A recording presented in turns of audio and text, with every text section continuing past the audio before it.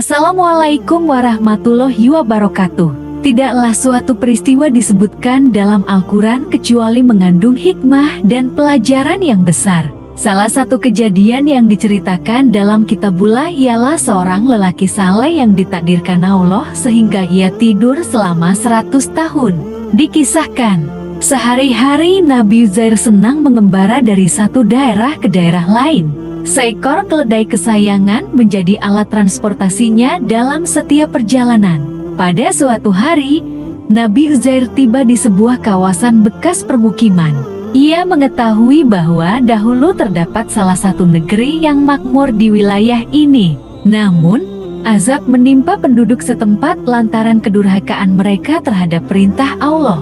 Alhasil, yang tersisa hanyalah puing-puing bangunan. Uzair berhenti sejenak di antara runtuhan sebuah rumah, dan keledai tunggangannya diistirahatkan di dekatnya. Setelah mengeluarkan bekal, ia berkata sembari menghela nafas, "Ya Allah, kini aku bersandar di rumah yang dindingnya telah rusak.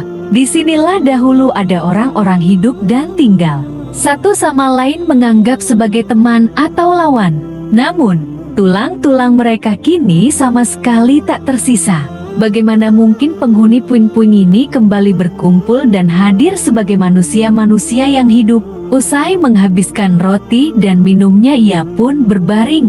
Tak terasa, Nabi Uzair tertidur lelap. Sehari, sepekan, sebulan, setahun, dirinya masih saja tidur. 10 tahun, 20 tahun, jiwa sang Nabi masih hanyut dalam tidurnya. Sementara itu, jasadnya telah hancur lebur termakan waktu. Akhirnya, genap sudah 100 tahun berlalu. Allah Ta'ala berkehendak, nabinya itu hidup kembali. Kun fayakun, jati, maka jadilah. Nabi Uzair kembali hidup. Lelaki saleh itu pun bangun dari tidur panjangnya. Allah mengutus satu malaikat kepadanya. "Berapa lama engkau tertidur?" kata malaikat itu. "Mungkin sehari atau setengah hari saja," jawabnya mencoba tenang. "Tidak, sungguh, engkau berada di sini selama 100 tahun. Allah membuatmu tertidur, mematikanmu, lalu menghidupkanmu kembali. Itu agar engkau mengetahui jawaban dari pertanyaanmu. Ketika engkau merasa heran akan kebangkitan yang dialami oleh orang-orang yang mati," papar sang malaikat. Uzair terkejut. Dilihatnya keadaan sekeliling. Semua bekalnya dengan kehendak Allah masih utuh, tak berubah sama sekali. Hanya saja, keledainya telah menjadi tulang belulang. Ia pun berdoa kepada Allah.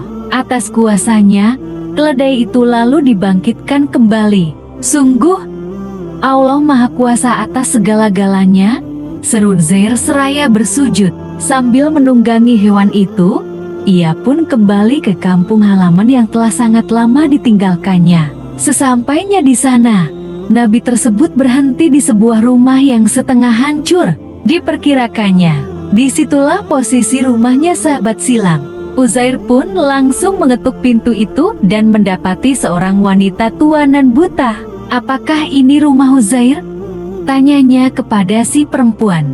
Begitu mendengar nama Uzair disebut, sontak saja nenek ini menangis. Setelah tenang, perempuan tersebut menuturkan, dirinya kini berusia 120 tahun. Meskipun sudah sangat renta, dalam ingatannya masih terpatri sosok Uzair, yang tidak lain ialah majikannya. Ini adalah rumahnya, namun dia sudah menghilang puluhan tahun lalu, ujar perempuan tua yang dahulu pembantu keluarga Uzair itu. "Sungguh, aku adalah Uzair. Tidakkah kau mengenaliku? Allah telah mengambilku dari dunia selama 100 tahun dan mengembalikanku lagi," jawab sang Nabi. Uzair kemudian berdoa agar kedua mata mantan budaknya itu bisa melihat lagi. Allah mengabulkan permintaannya. Perempuan tua itu tidak lagi buta sehingga bisa mengenal wajah sosok di hadapannya itu.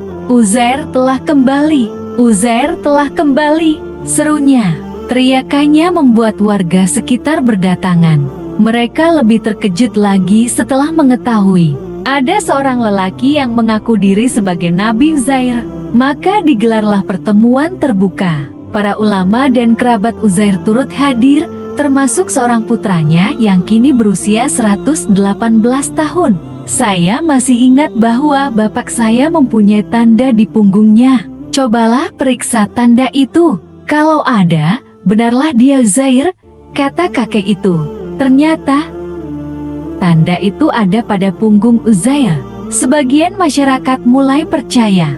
Namun, seorang ulama Yahudi berkata, "Kami mendengar dari ayah-ayah dan kakek-kakek kami. Uzair adalah seorang nabi yang mampu menghafal Taurat. Sungguh, Taurat telah hilang dari kita sejak penyerbuan Raja Nebukadnezar atas Bani Israel. Kira-kira 100 tahun lalu, mereka membakar seluruh Taurat, membunuh ulama-ulama, termasuk para pembaca kitab suci.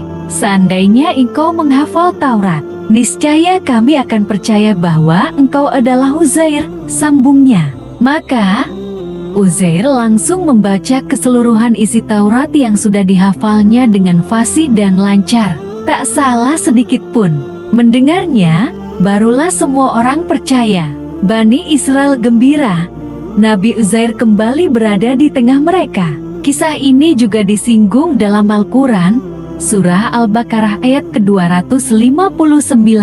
Sayangnya, sebagian Bani Israel yang lemah iman cenderung ekstrem dalam mencerna cerita tentang Nabi tersebut. Bahkan, mereka dengan sangat lancang menyebut Uzair sebagai anak Allah.